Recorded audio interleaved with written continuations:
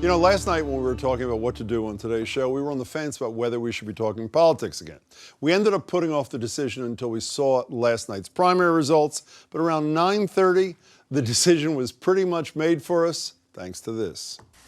I can be more presidential if I want to be. I can be more presidential than anybody. See, hostility works for some people. It doesn't work for everybody. There has never been more money spent on hitting somebody than was spent on me. I have Trump International, the Bank of America building a big chunk of it in San Francisco, 1290 Avenue there, many, many things. Well, there's the water company. I mean, we sell water, and we have water, and it's a very successful Trump Steaks. Where are the steaks? Do we have steaks?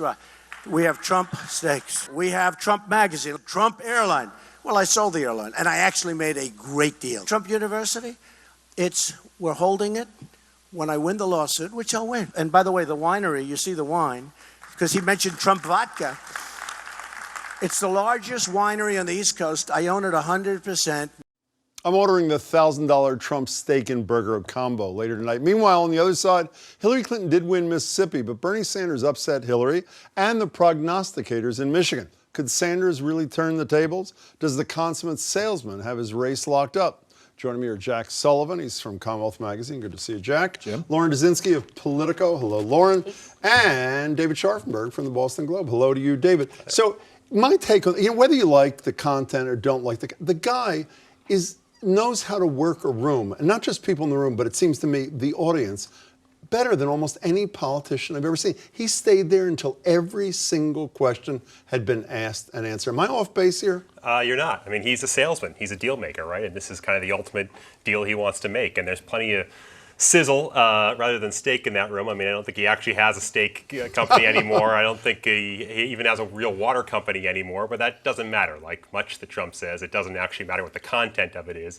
It matters how he sells it, and he sells very well. And by the way, a lot of that was a response to Mitt Romney, obviously, and his attacks on his business acumen and that sort of stuff. But you can see, I'm not trying to sell Trump, but you can see how he figures out how to connect, can you not? He is like a remarkable QVC salesman. No, he is. It's like he had everyone dialed in, whether they were reporters or anyone else, and he had everyone wrapped around his finger. So is he unbeatable at this stage? I mean, I saw something today that says in the remaining primaries, he's at roughly 27%, much lower than he's been so far. Cruz, I think, at 25. Rubio, incredibly enough, even though he had nothing yesterday, at 23.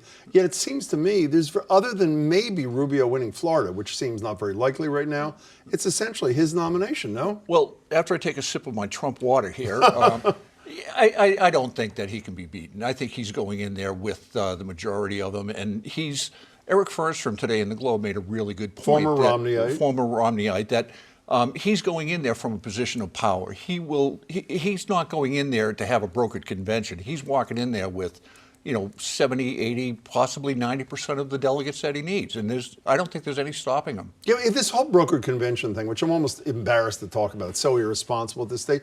This is just fodder for people like us, right? The reality is if a guy who's revolutionized his party, for better or worse, goes in with maybe not 100%, but as Jack says, close, they're not going to try to take it away from him. Are they or are they?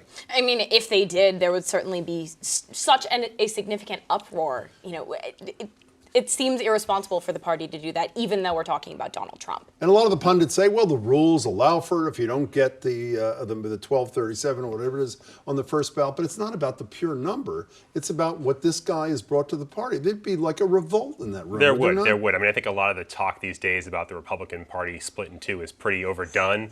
But if they go to a convention and deny a guy who's 80, 90% of the way there could be hell to pay. The rules, but just as a point, everybody's talking about the rules as if first vote, nobody wins, and okay, it's every man for himself. There's still a commitment of about 47% of the delegates that are committed to who they walked in based there upon with. their state's law, not the Republican convention law. Right. So it's not going to be 100% swing on the second vote. Well, it's also the assumption, and this is not an original thought. I heard it on CNN last night, so let me steal it.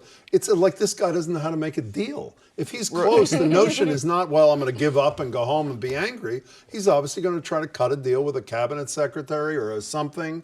And there'll always be that threat hanging of the third-party candidacy. Let's go to the Democratic side for a minute. I think the best line about the Michigan thing last night was actually on Politico. Here's the line. He, meaning Bernie Sanders, had the happily dazed expression of a death row inmate who had just been told he wasn't going to be executed, and who knows, he might even have a shot at getting the warden's job. Does he have a shot at getting the warden's job, even if it turns out in the Rust Belt? Like, we have Illinois this week, and we have Missouri, and then North Carolina, and then even Florida.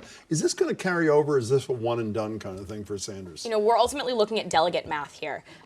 Sanders won in Michigan yesterday, but he didn't necessarily win all of the delegates. Proportional. He won just a slight majority. So, he does have momentum. He has money, so he can continue to give Clinton, a run. But again, can he lock up the delegates to make sure that, he has the nomination? Yeah, so is there a path for this guy? I mean, we get angry email every day. We say that on the radio when we say there's not, but he would have to win some extraordinary, something like 70% of the remaining delegates to be the nominee. Yeah, I mean, he'll tell you, and he has said this very thing, that, when he started the campaign, he was at 3%. And Which he was. And look how far he's gone. And so he says, we're going to continue on this way to an upset. It's long odds. I think the biggest and the most significant thing is he's changed the conversation again. You see that delegate count? I'm just saying 1221 to 571. Looks, it is like a tsunami. But Jack Sullivan, the reason it's a tsunami, as we have learned, is because of the undemocratically chosen superdelegates. Today I read down the list of the Massachusetts superdelegates. About maybe 60% are elected officials who they can vote for whomever they want, mostly Clinton. About 10 of them I never heard of. These are people no one ever heard of who can go and essentially totally thwart the will of the voters of Massachusetts, whether they're for Sanders or Clinton. That's why she's got that huge lead. Well, they walk around with the big D on their cape, that makes them super delegates. But it's been a part of the process since the very beginning. I mean, everybody knows that the superdelegates are the establishment. Still undemocratic. It may be, but that's the democratic selection process, and that's the way that they're going with it. So she's walking in there with them. That's why somebody like Trump would have a hard time in the Democratic process, because the superdelegates are the establishment. They're the ones. You mean that, small D? Oh, you mean if there were superdelegates Right. there? That's a very good point. I was looking. I'm obsessed with exit polls, but I don't even know if they're accurate. But the exit polls last night showed a couple of interesting things for Sanders. One, the 80-20 margin on African Americans that Hillary Clinton's had in the South is down to 2-1. It's still significant for her, but 2-1. Much more significantly is this free trade is killing us thing is overwhelming. And it seems to me that even if that's not enough, David, to drive him to the nomination, it's really scary for Hillary Clinton. Because I played a clip 2 nights ago. Trump and Sanders are saying the exact same words about trade deals and China. This is ultimately an issue for her, is it not? I think it is. And I think this was a reminder that this is, that there are different regions of the country, right? I mean, she was racking up all these wins in the South, and all of a sudden she's the anointed one. And then we said, things are different in Michigan. People have different priorities there, and free trade is a huge, huge issue there. And in a couple of the primaries coming up in the next few weeks. One last thing here is there's a poll. NBC Wall Street Journal did a poll that I have to say took my breath away today. If we can just pop it up for a minute. Look at this thing. 64% of the people would not vote for Trump. 56% would not vote for the likely, not definite, Democratic nominee. Quickly going down the line, what does that say about the state of democracy in 2016, Jack Sullivan? It says that 140 characters rule the day, because it can define the character of the nominees, and that's what we're looking at right now. What's it say to you, Lauren? Still a win for Clinton. Because she's less disliked than Donald Trump is. How about it, David? I think it says something about our long-term decline in trust in politicians, but these are 2 people who are not Barack Obama. I mean, personality matters, and these 2 personalities are not registering for very different reasons with the American public. He looks better and better. Do you notice his approval ratings are inching up as They this are race indeed. continues? They are indeed, Jack, it's good to see you. Jim, Lauren, thank you. enjoy the debate tonight and Thank you so tomorrow night. much. David, it's great to see Thanks you. a lot. Thanks so much for your time.